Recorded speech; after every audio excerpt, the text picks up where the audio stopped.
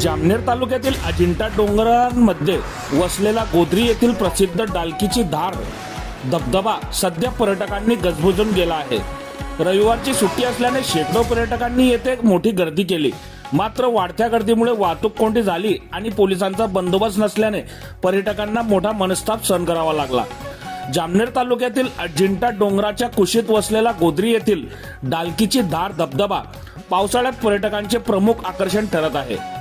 रविवारची सुट्टी असल्याने सकाळपासूनच जळगाव जिल्ह्यासह विविध भागातून शेकडो पर्यटकांनी येथे गर्दी केली।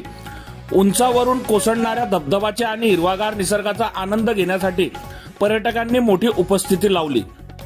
मात्र पर्यटकांची संख्या वाढल्याने धबधब्याकडे जाणाऱ्या रस्त्यावर मोठी वाहतूक कोंडी झाली।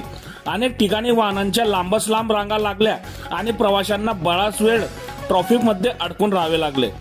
धक्कादायक बाब म्हणजे एवढ्या मोठ्या गर्दीनंतरही घटनास्थळी वाहतूक नियंत्रणासाठी कोणतीही पोलीस बंदोबस्त दिसून आली नाही। त्यामुळे वाहतूक अधिकच विस्कळीत झाली। पर्यटकांची सुरक्षितता, वाहतूक नियंत्रण आणि कोणताही दुर्घटना टाळण्यासाठी प्रशासनाने सुट्टीच्या दिवशी येथे पोलीस बंदोबस्त व योग्य नियोजन करावे अशी मागणी पर्यटकांकडून होत आहे। बघत रहा MH19 न्यूज। मुख्य संपादक डॉक्टर श्रीकांत वानखेडे सोबत ब्युरो चीफ जोएब सय्यद, जळगाव जिल्हा, महाराष्ट्र।